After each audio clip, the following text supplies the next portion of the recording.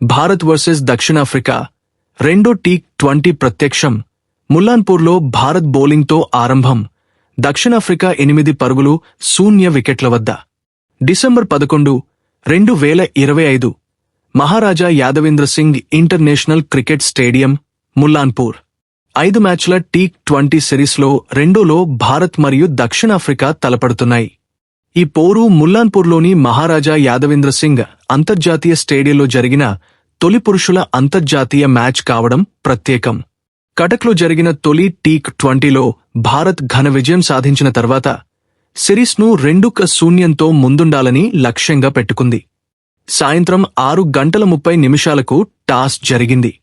Bharat toss గెలిచి ముందుగా bowling చేయాలని నిర్ణయించింది.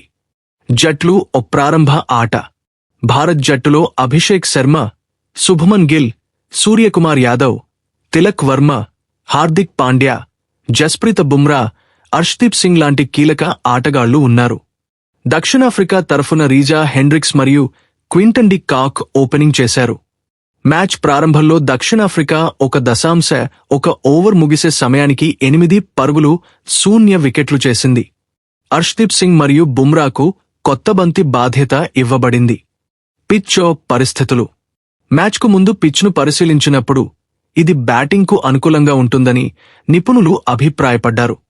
గ్రౌండ్ సరిహద్దులు 68 మీటర్లు పక్కవైపు మరియు 73 మీటర్లు సూటిగా ఉన్నాయి. రాత్రి వేళ ధూమపాన పరిస్థితులు బ్యాటింగ్కు సహాయపడతాయని, అందుకే భారత్ ముందుగా బౌలింగ్ ఎంచుకోవడం తగనదని కనిపించింది. సిరీస్ నేపథ్యం అంచనాలు.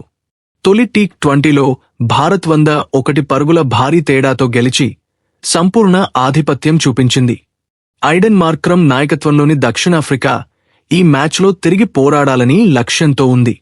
సిరీస్ను కైవసం చేసుకునే దిశగా భారత్ దూసుకుపోవాలనుకుంటే దక్షిణాఫ్రికా తప్పక ప్రతిఘటన చూపాల్సిందే.